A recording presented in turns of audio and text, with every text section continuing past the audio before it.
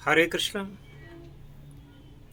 मैं आपको इस वीडियो में बताना चाहता हूँ कि जो कर्म हमें करने चाहिए हम लोग करते नहीं, जो कर्म हमें नहीं करने चाहिए वो हम पहले करते हैं।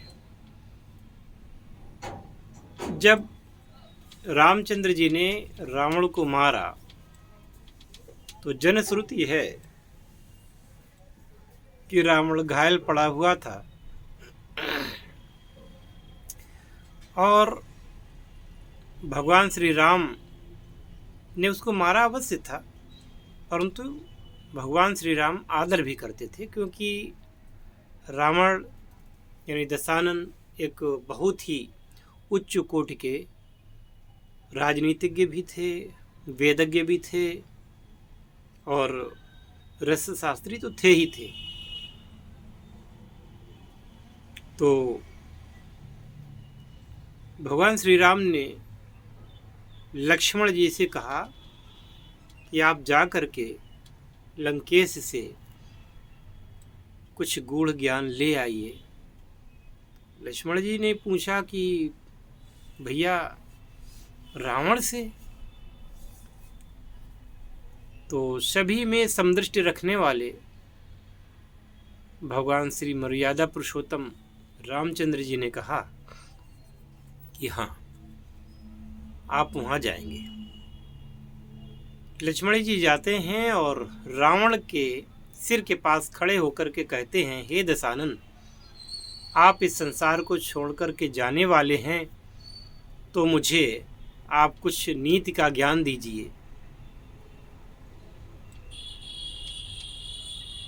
दशानन कुछ नहीं बोले, देख लिया लक्ष्मण को और आंखें मूंद ली।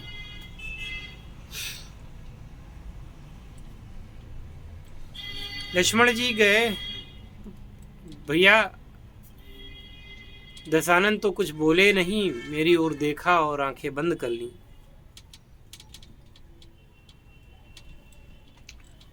प्रभु श्री रामचंद्र जी कहते हैं कि हे लक्ष्मण, जब आप किसी के पास कुछ सीखने जाते हो, वो गुरु होता है, तो उसके प्रति आपको श्रद्धा का भाव रखना ही चाहिए। वो कैसा भी था, लेकिन यदि उससे कुछ सीखना है तो सम्मान दिखाना पड़ेगा। तो आप उसके चरणों की ओर जाके खड़े होइए और प्रणाम करके पूछिए, वो जरूर कुछ बताएंगे आपको।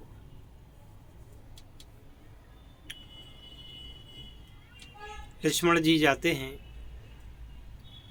रावण को प्रणाम करते हैं और कहते हैं, हे लंकेश, मैं आपसे नीति का ज्ञान लेने आया हूँ और मुझे आप वो ज्ञान प्रदान करेंगे, महान कृपा होगी।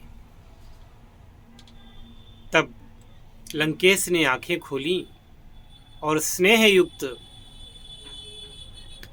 दृष्टि से लक्ष्मण को देखते हैं और कहते हैं, हे लक्ष्मण, अब इस अंत काल में आए हो तो मैं तुम्हें क्या समझाऊं, क्या बता पाऊंगा। मेरी सांसें अब साथ नहीं दे रही हैं, मैं थोड़ी देर का हूं, लेकिन मैं तुम्हें अभी भी कुछ ऐसी बातें बता सकता हूं जो तुम्हारे काम की होंगी। लक्ष्मण जी से दशानन ने यही कहा कि मेरे जीवन में सबसे बड़ी कमी ये रह गई कि जो मुझे करना चाहिए था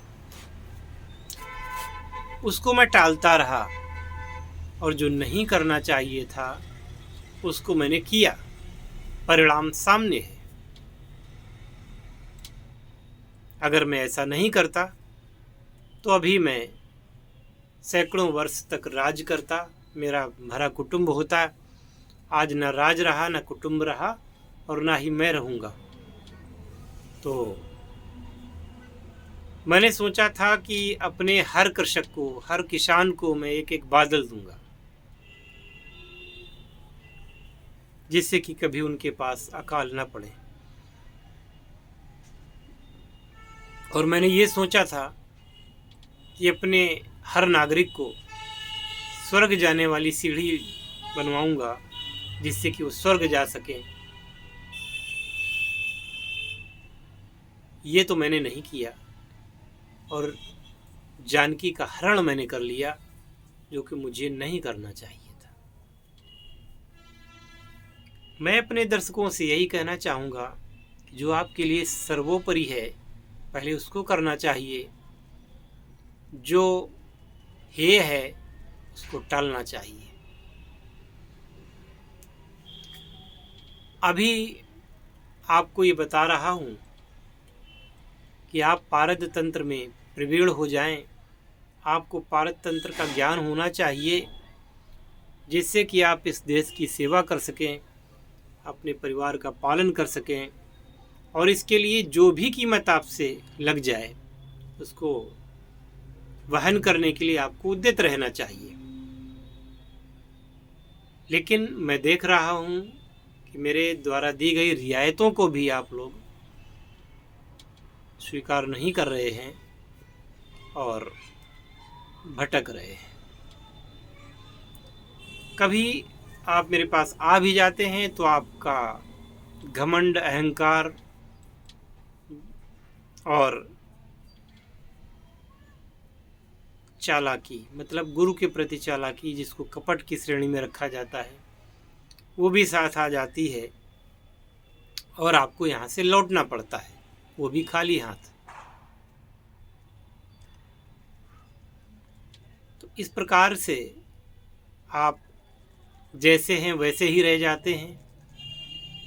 कूप के पास आकर भी आप प्यासे लौट जाते हैं।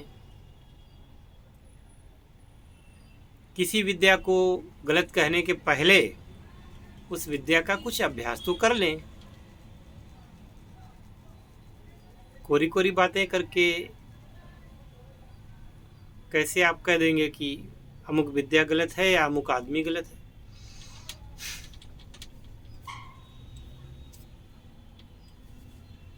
और मुझे ये बात नहीं पता कि कैसे आपको मैं कन्विंस करूं, मैं नहीं कर सकता, क्योंकि किसी को मनाना, किसी को कन्विंस करना, ये मेरी जो प्रवृत्ति से बाहर की चीज़ है। मैं तो सिर्फ ये बता सकता हूँ कि आप ऐसा करेंगे तो आपको ऐसा मिलेगा, नहीं करेंगे तो क्या मिलेगा।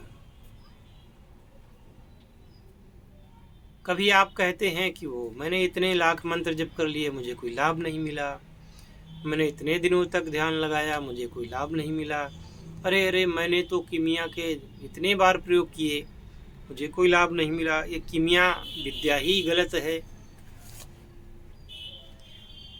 आप एक छोटी सी बात है कि आपका मोबाइल बिगड़ जाए और कोई आदमी एक दिन आपको गाइडेंस कर दे कि ऐसे ऐसे संभाला जाता है, तो क्या आप उस मोबाइल को संभाल सकोगे? आप टीवी रिपेयरिंग का काम जानना चाहते हो, एक दिन में जान जाओगे? आप कक्षा 11 की पढ़ाई कर रहे हो, क्या 2 दिन में आपको सर्टिफिकेट मिल जाएगा इंटर का?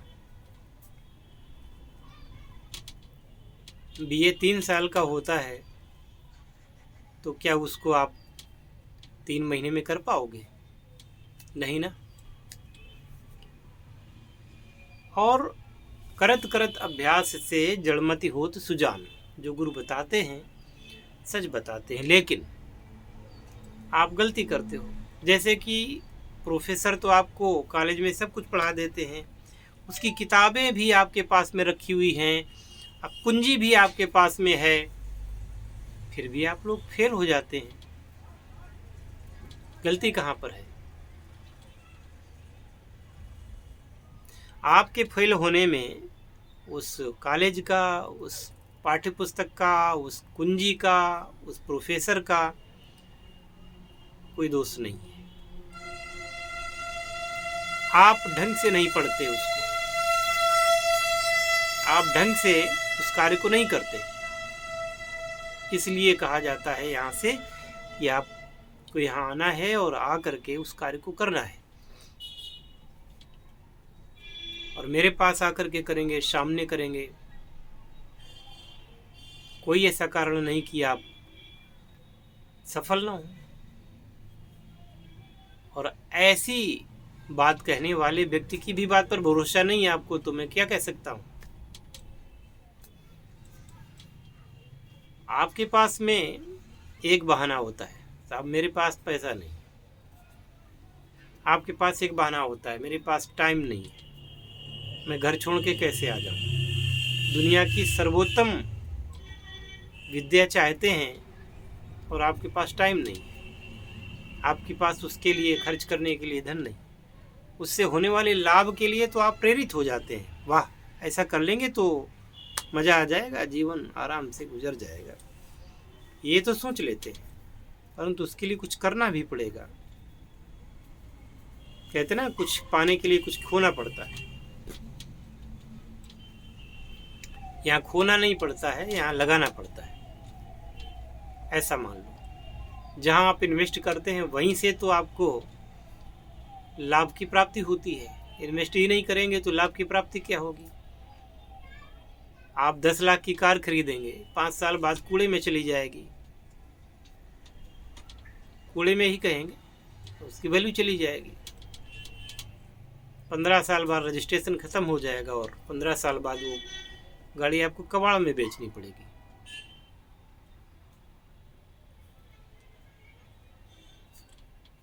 आपने कहीं प्लाट खरीदा, मकान खरीदा, उसकी वैल्यू 10 साल बाद भी अगर दुगनी हो जाए तो बड़ी बात है, कोई ज़रूरी नहीं।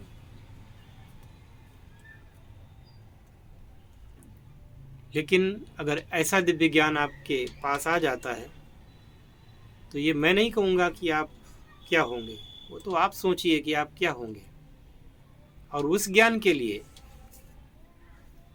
1 लाख बहाने आपके पास होते हैं। इसमें क्या कर सकते हैं हम। मुझे पता है ये भी वीडियो अन्य वीडियो की भांति मात्र 50 लोग, 60 लोग, 100 लोग देख लेंगे, लोग देखेंगे ही नहीं। और जब देखेंगे ही नहीं तो क्या फ़ायदा प्राप्त करेंगे। और जो लोग देख भी लेंगे वो लोग भी क्या कर लेंगे, क्योंकि उनको डिसीजन लेना आता नहीं है। देख लेंगे, ज़्यादा से ज़्यादा लाइक कर देंगे, ज़्यादा से ज़्यादा एक कमेंट मार देंगे, प्रणाम कर लेंगे या कुछ अच्छा कह देंगे या बुरा कह देंगे। इसके अलावा और क्या कर सकते हैं। अगर मान लो कि मेरे इस वीडियो को 10 लोग भी देख लें, केवल 10 लोग देख लें, और 10 लोगों में से 5 लोग भी डिसीजन ले लें, तो 5 लोगों को मैंने मजबूत कर दिया, उनका जीवन संवर जाएगा। और वो देखेंगे, देखने के बाद में उस वीडियो को भूल जाएंगे, आगे बढ़ने की वो कोशिश ही नहीं करेंगे। ना तो वो वीडियो को शेयर करेंगे किसी को, ना ही वो खुद लाभ उठाएंगे, और ना ही कोई अपने जीवन में आगे बढ़ने की कोशिश करेंगे। तो अब ऐसे लोगों के लिए मैं क्या कर सकता हूँ। और फेक और क्या कहते हैं, फ्रॉड, और भी जाने कितने कितने शब्द होते हैं, वो तो कहने में देर नहीं लगती है, फटाक से कह देते हैं।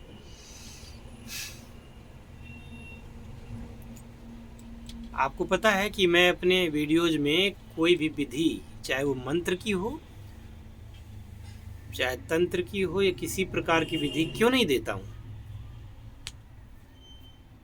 क्यों नहीं देता हूँ। उसकी वैल्यू है, उसकी वैल्यू नहीं घटाना चाहता, चाहे कोई मेरे चैनल को देखे चाहे न देखे। इसी प्रकार से कीमिया के प्रयोग भी, गुह्याति गुह्य गोप्ता, जो गुह्याति गुह्य रखने वाले हैं उनको मैं वीडियो बना के दिखाऊंगा क्या, क्यों दिखाऊंगा भाई।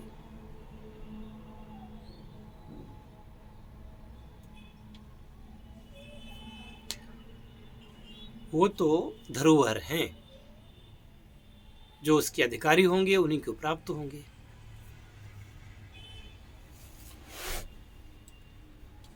बात यह है, वीडियो देखने न देखने, किसी के आगे आने ना आने से